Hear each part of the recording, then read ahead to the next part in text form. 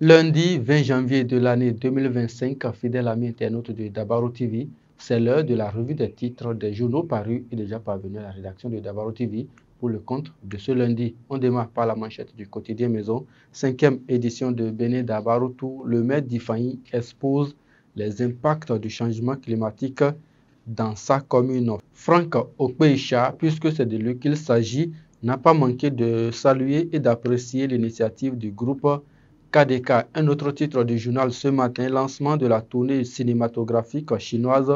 La coopération sino-béninoise se renforce. Aliza Raoudat Soumaïla nommée ambassadrice l'œil du Bénin. Présentation de vœux de nouvel an à Tangueta. Yves Kwaro Chabi et les femmes du parti politique Union progressiste Le Renouveau retroussent leurs manches pour 2026, peut-on lire à la page 4. Fête de la moisson Toronto à Djougou, la communauté locale célèbre avec faste sa culture. Du coin info, Parakou, formation des jeunes, encadrage, montage et photographie, infographie. Encore quelques jours aux retardataires pour s'inscrire à la 3e édition.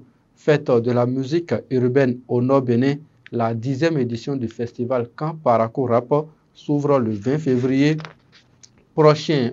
Le quotidien d'IB Info ce matin, 16e circonscription électorale, Sylvanus Aïssi et des militants FCBE adhèrent au parti Bloc républicain. Présentation de vœux de nouvel an et reddition de comptes à la population de Kélibo. Le chef d'arrondissement Isaac Adeshina Aïtola communue avec ses mandats. Le quotidien Diakpata, supposé 3e mandat de Patrice Talon, un énième mise au point du gouvernement. Acquisition d'un véhicule de collecte de sang. Le directeur général des loteries offre un chèque de 190 millions de francs CFA à l'Agence nationale de transfusion sanguine. Le matinal, 7e circonscription électorale, crise au conseil communal de Bembereke. 2 chefs d'arrondissement destitués, 13 chefs de village et de quartier démissionnent. Les FCBE et les démocrates disputent des postes. Deuxième titre, un autre titre du journal Le Matinal ce matin, pour fraude à la frontière d'Ila-Kondi, 2 douaniers incarcérés, écrit le journal à la page 4. On passe au quotidien de Ménotin. Débat sur le 3e mandat rangé aux oubliettes. Les assurances du porte-parole du gouvernement sont à lire à la page 3.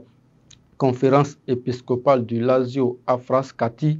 Le processus de béatification et de canonisation de Bernardin Cardinal Ganti acté. La boussole, conférence de presse du porte-parole du gouvernement. Mbedji demande un 3e mandat de Talon et les rumeurs d'un coup d'État. Réforme du secteur de la santé au Bénin. Le Parlement vote la loi encadrant l'exercice en clientèle privée. Le quotidien Matin Libre Bénin, comme au Nigeria en 2018, la prison pour les apôtres du 3e mandat, la seule manière de mettre fin à ce débat, écrit le journal à la page 2. Transport du charbon et de bois au Bénin, les mises au point du directeur général des eaux, forêts et chasses aux particuliers est à lire à la page 2. Les autres titres du quotidien Maison à présent, insertion professionnelle face à l'émergence de l'intelligence artificielle. Dr Issa Kolafia Zime arme les jeunes de Niki à Calavi, écrit le journal à la page 6. Examen du baccalauréat 2025 au Bénin. Les inscriptions se poursuivent jusqu'au 30 janvier prochain. Et pour mettre un terme à la revue des titres de ce matin, pour incitation à la rébellion et harcèlement, un colonel à la retraite condamné à 3 mois de prison. Et ce sera tout, fidèle ami internaute, pour la revue des titres de ce lundi 20 janvier de l'année 2025. Merci de nous avoir suivis. Que Zamba était à la réalisation. Très bonne journée à chacun et à tous. Retrouvez-moi demain.